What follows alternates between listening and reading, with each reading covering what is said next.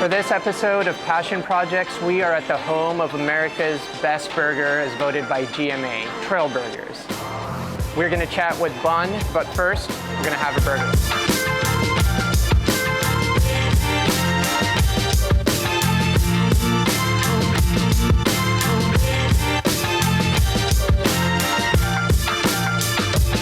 Awesome, Bun. Well, thanks for joining us on Passion Projects, the Texas Tasty. Happy to be here. Born and raised in Houston, Texas. I feel this is as Houston as it gets for me, standing with the unofficial mayor here at Trill Burgers. I'll take that. Imagine someone's watching and they haven't been to Houston, they're not familiar with Houston culture. What would you describe Houston as to them? Houston right now is the diversity and cultural center of America, if not the world. Houston is currently the most diverse city in America, which makes us the most welcoming city in America, right? We are not only home to different cultures, we are also embracing of different cultures as well. This company itself is living proof of that. When you come to Trill Burgers, you see people from all walks of life, races, religions, genders, you name it, they come here and enjoy the food. And that's what we want to be. We want to be what people think of when they think of Southern hospitality here in Houston. Not just in Trill Burgers, but here in Houston. We love hosting people, we love embracing people, we love making people feel comfortable. And so because a lot of Houston culture is embedded into the culture of Trill Burgers, this store has to be as open and welcoming as the city is. And we think we're reflecting. That's really awesome. And that's, I think, why people want to move to Houston and you see so many people coming in. Rewinding a bit, imagine we're at your restaurant, Trill Burgers. Yes. Imagine yourself when you were in your 20s. Were you a foodie back then? Were you cooking? Or is this a passion you developed later on in life? Tell me a little bit about that. I guess you could say I was a foodie in the fact that I've always been fat, right? And that was a conscious decision. Yeah. But as I got older and really started to understand not just the complexities of a kitchen, but the complexities of the industry itself, I became more and more curious about these different things. I've been able to build amazing relationships with, chefs in town like Chris Shepard and Ryan LaShane, and, going into these different kitchens and not only watching how they create these recipes and dishes which they believe is their way to represent the city of Houston in a way that in my earliest career, my music was my way of representing the city and the culture. I was like, at some point I want to be a part of this. A good friend of mine, Premium Pete, and I started a food blog back in about, I'd say 2012 now, right, called You Gotta Eat This. Because both of us, even though we met under circumstances, we bonded over food. Both just an affinity for not only loving and appreciating good food, but also appreciating the work that a good chef and his staff puts in to create these dishes for us. And just wanted to give people, an idea of some great places. We travel pretty extensively. We eat at a lot of different places around the country, if not the world. And we just want people to be like, yo, if you're ever going over here, man, you might want to stop here. You gotta eat this. It's really good. You were like an OG food blogger as well. Like in 2012, food blogging wasn't like a cool thing, blogging back then wasn't something people did for money. It was just about finding like-minded individuals. In the earliest days of the internet, social media, it was really just something that leveled the playing field and allowed people to find people in real time that felt like they felt and was into what they were into. And so back then it was just about not only telling people about great restaurants, but hoping people would tell us about great restaurants so we could have new places to go eat. It just became a reciprocal thing, and that's what we're really blessed as a company with Trill Burgers to reciprocate culture, not just food here. We invite people to come in and bring us your culture and tell us your culture and teach us about your culture and then come in and learn about all culture. Really cool. So all this talk about the burger, we got to talk about the burger itself. So tell me a Trill Burger. What is it? What's in it? Obviously there's some secret stuff you probably can't tell me, but the basics. So, I think for most people when you talk about a burger, a hamburger, cheeseburger, whatever, it's typically a throwaway part of a conversation, right? Typically, cheeseburgers are not very high on people's priority list. A cheeseburger is typically what somebody gets for lunch if they got time to squeeze it in, or if they're having a late night, they just need to put something in their stomach. That's kind of when people start really prioritizing cheeseburgers. We sought to create something that not only was a great product, but could actually be prioritized in a room, right? Like we wanted to make a cheeseburger the star of the show, no matter where the cheeseburger was presented at. And so that's what we aspired to at Trill Burgers. We knew we had a great product, but we just wanted to make sure that we could really bring the level of attention and the level of, I think we wanted to make this burger just as important as everything else that people thought about when they think Houston culture, and they think Bun B or UGK. We wanted to give it that level of importance. So it's 1 p.m. like on a Monday, Yes. and this place is completely filled, which is really impressive and amazing to see. But y'all started off with pop-up. So tell me Yes. what that transition was from pop-up to finally having this physical space, and then the amazing reception y'all have gotten. You know, 1 p.m. on a Monday and it's packed. We didn't have a brick and mortar, so we had to try to find different places and opportunities where we could provide the product. But when you're outside cooking at a pop-up situation, you're really you're a victim of the elements. So for us, there were many times where we were trying to present the burger in its best opportunity, but we are presenting in Houston, Texas. Yeah. It comes with a certain level of humidity, as I'm sure you're aware of. Yeah, I'm feeling it right now. Exactly. So there were times where the humidity could be so high where there would be a level of moisture on the grill that we couldn't really get rid of. Yeah. So we couldn't always get the burgers as crisp as we wanted to outside. Coming to the future with a brick and mortar, it's a controlled environment. Yeah. We control the environment of every burger that we cook in here. So we can present the burger exactly like we want to every time we do it. And we can give people consistency because we present a great burger to people on, let's say, Tuesday the 12th, and then they can't get that great, amazing burger again until maybe the next Tuesday, the 26th, right? So it's just an opportunity for us to give people a consistent chance to have the greatest burger in America. Really cool. And you guys have the title a few years ago from GMA, the best burger in America. Yes, yes. What does it take to get to that level? You know, we were pretty much starting from scratch, and for GMA to give us an opportunity to compete, we knew anywhere we put the burger in the room, it would stand out. Yeah. So being able to be in that room, to have that level of competition, and then not only win locally, but to go up into New York, into Times Square, and win that award, man, it was very overwhelming. But at the same time, now you've got to live up to that title every time someone comes in and tries this burger. But we always believed that we were not only up to the challenge of winning America's Best Burger, but up to the challenge of presenting America's Best Burger every time we presented someone with a Trill Burger. That is so awesome. The other thing that stands out to me is collaborations are such a big part of our culture, whether it's true collaborations or whatever you have it. And you guys have collaborated with some iconic figures and organizations. Alex Bregman with his Wild Soul sauce, the Houston Texans, Killen's Barbecue. Tell me what makes a good collab, a collab that works, and how those ideas came about.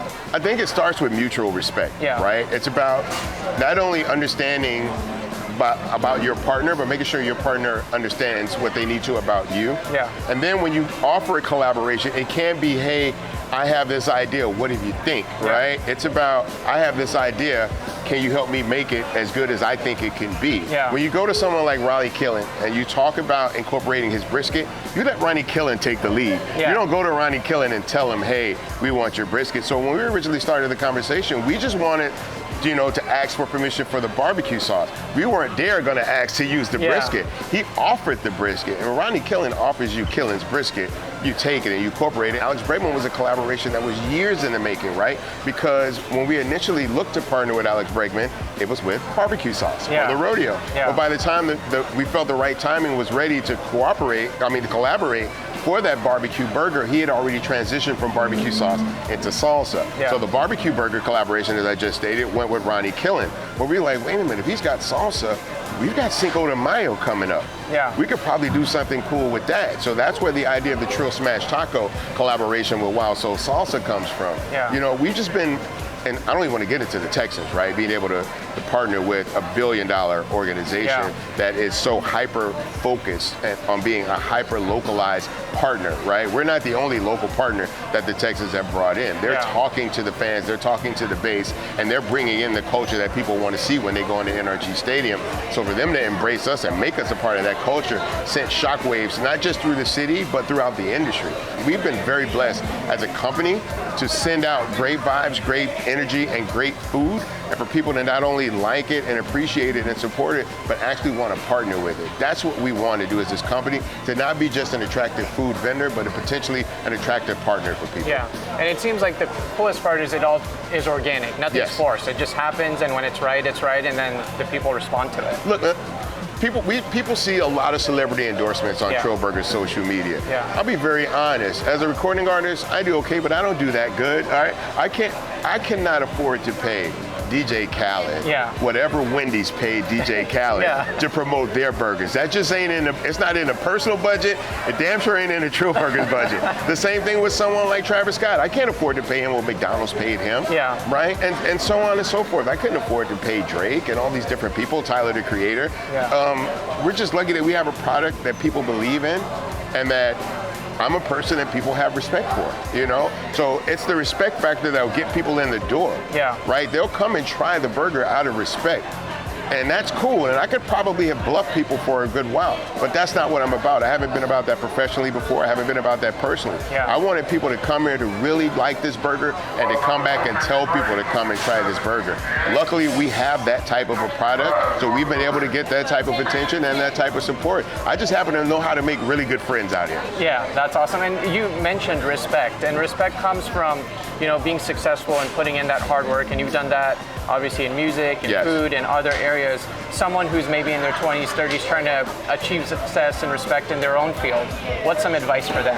Consistency. Yeah. Everything is about consistency. Whoever you present yourself as to people and whoever you tell people you are, no matter the circumstances, the time, the place, or the setting, you have to be that person consistently. If you're consistent in where you're at and how you present, you won't be hard to find. Yeah.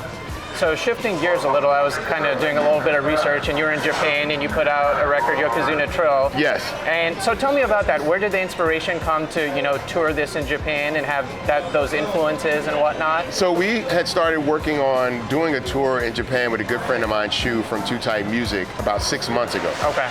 And about two and a half months after starting the conversation and setting up the dates and agreeing on the tour, Yeah. he asked me if I'd be interested in doing a project in support of the tour. Yeah. I don't like using kind of term. Prolific sounds like more than it is, right? I write a lot of songs. I do Yeah. a lot of music, right? And I could do it in a very short period of time. So the idea of creating the project was very easy to not only come up with, but also to execute. But I was like, if we're going to Tokyo, like, let's take full advantage of going to Tokyo. Let's make it a real cultural exchange opportunity here, you know? So I did an album where every song was produced by a Japanese producer. That was my friend's concept. He's like, I want to do your sound with Japanese producers and make the project a cultural exchange. Yeah. I thought it was a great idea. We came up with some great collaborations, not only with music, but also with merchandise, with promotions. A good friend of mine is the co-owner of Undefeated Clothing. And so we did a very small, limited edition merch rollout in conjunction with the album, designed by my good friend Todd Lewis from Houston. And we also partnered with Bounty Hunter, which is a high-profile streetwear brand in Japan. And we just went over to have fun, embrace the culture. Just, you know, I mean, last time we went to Japan, we drove everywhere. This year, we took a lot of trains. We did more walking, because Japan is a very walkable country. Yeah. Most of their major cities are very walkable and easy to traverse. So we just wanted to be like, you know what, let's do Japan like Japanese people, right? Let's take advantage of public transportation. Let's take advantage of the ability to be in close proximity to things within walking distance, and just lend our, you know, just give ourselves over to the project and to the process. And man, we had a ball. We had a ball. The album was received well. People enjoyed the experience. We shot music videos. I was able to shoot a music video in a Cadillac on Swangers out there.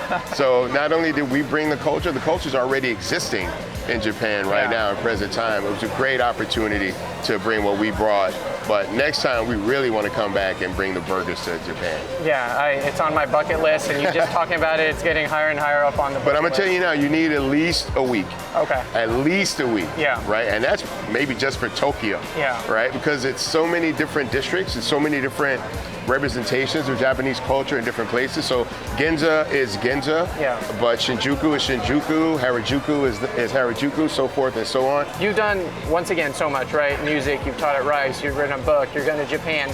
And a lot of When times... you say it like that, a lot of times people want us to, you know, stay in our lane, maybe, right? Like, you're doing this, do this, you know, don't explore these other ideas or passions you have. Right. It seems like, from your perspective, that's okay to do that. Well, I'm an artist, so I believe that I should be and feel welcome anywhere that art exists, right? Art is culture, so that also means I should be and feel welcome anywhere that culture exists. So it's really just about making these transitions into different spaces in an authentic way, right? There are things that I already have a natural affinity and connection to, lifestyle clothing, sneakers, food, those type of things. So if I move further and deeper into those spaces, it makes sense to people who have been following me. It's not something that feels like a force on people. So with me having already ground in the food space, to at some point move into actually presenting a food product seemed like a very natural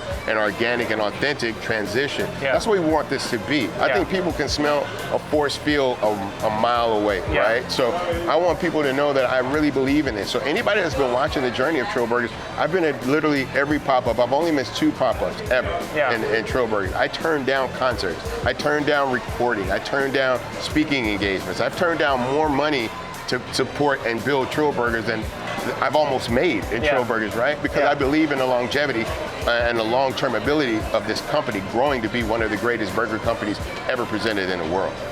And it's so awesome to see you interacting with the people that are coming in here. You know, a lot of times you'll see a celebrity and they don't interact. They just put their name on things and they just kind of stand off and whatnot. But you're the most opposite of that, and so organic. That's awesome to see. I've always been very accessible to the people of Houston. So people understand and respect the music I make, and there is a bit of celebrity for people who may not, go to concerts a lot and may not become. But for most of the people, no one feels like they can't come up to speak to me, because I've never outwardly tried to make people feel like they couldn't come up and speak to me. I've always wanted people to know that I'm extremely approachable if they want to approach me.